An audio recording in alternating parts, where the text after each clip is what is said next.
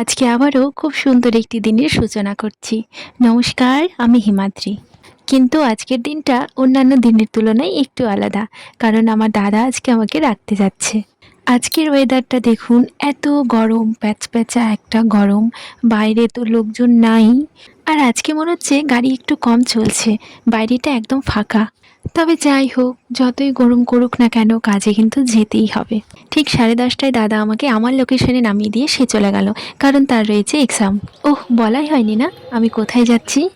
আজ রয়েছে আমার একটা শ্যুট। মেকআপ আর্টিস্ট দিদিভাইয়ের টাইম আর লোকেশন অনুযায়ী আমি কিন্তু একদম পৌঁছে গেছি।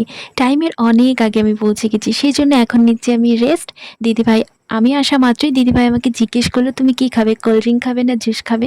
আমি বললাম, দিদিভাই এখন আমার এত গরমে কিছুই খেতে ইচ্ছে করছে না, তুমি আমাকে এক গ্লাস জল দাও।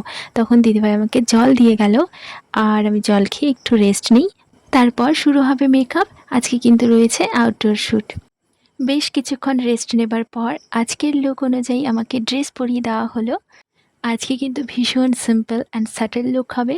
দাঁড়ান দাঁড়ান, আমি আমার শাড়ির পুরো লুকটা দেখাই। ভীষণ সুন্দর।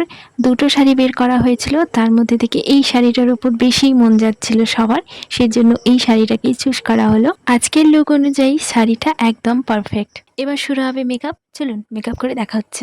মেকআপ কিন্তু অলমোস্ট ডান। এবার করা হচ্ছে হেয়ার। তো আমার ফেসের সঙ্গে কীরকম হেয়ারস্টাইল ভালো যাবে, আর কোনটা মানাচ্ছে কোনটা মানাচ্ছে না, এতক্ষণ এটাই দেখা হচ্ছিল।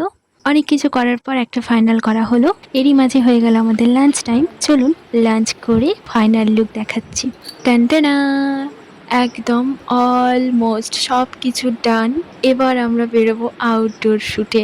আমি ভাবছি এত গরমে মেকআপ থাকবে তো না গলে পড়বে, এতক্ষণ এটাই টেনশন করছিলাম আমি আর আমার মেকআপ আর্টিস্ট দিদি। তারপর মেকআপ আর্টিস্ট দিদি ভাইয়ের দুটো বোন আছে, তাদেরকেও সাথী করলো যে চল, বাইরে আজকে শ্যুট আছে, থাকবি, একটু হেল্প করবি। সবাই মিলে আমরা বেরিয়ে পড়লাম, আর আমরা পৌঁছেও গেলাম আমাদের লোকেশনে। মেকআপ হেঁটে যাক আর উঠে যাক, যেই হয়ে যাক, শ্যুট আমাদের হবেই। এখানে পৌঁছানো মাত্রই শুরু হয়ে গেল ক্যামেরা সেটআপ এবং শ্যুট।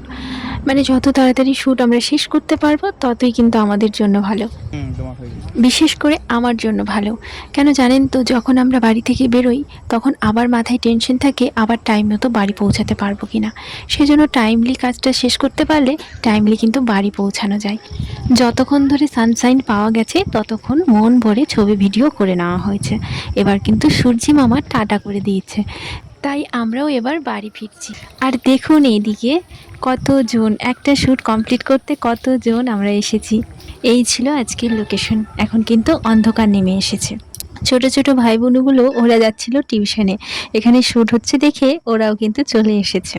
শুধু যে ক্যামেরার সামনে থাকে আর ক্যামেরার পেছনে ক্যামেরাম্যানকে ছাড়া আমরা বুঝতেই পারি না একটা শ্যুটের পেছনে কতজন থাকে। সবার সহযোগিতা থাকে তবেই কিন্তু একটা শ্যুট কমপ্লিট হয়, সেটা কিন্তু দেখে বোঝা যায় না।